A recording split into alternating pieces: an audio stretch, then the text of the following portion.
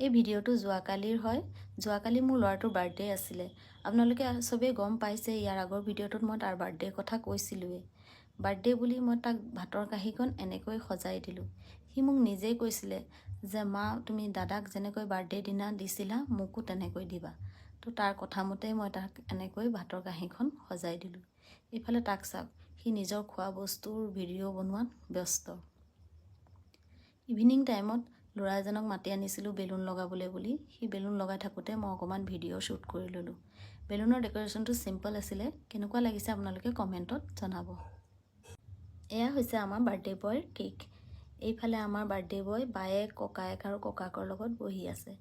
ওচৰৰে সৰু সৰু ল'ৰা ছোৱালী দুজনমান, আমাৰ ফেমিলি মানুহ, অফিচ ষ্টাফ, দোকান ষ্টাফৰ বাহিৰে আমি বেলেগ বাহিৰা মানুহ কাকো কোৱা নাছিলোঁ। আৰু এনেকৈয়ে সৰুকৈ তাৰ বাৰ্থডেটো আমি চেলিব্ৰেট কৰিলোঁ।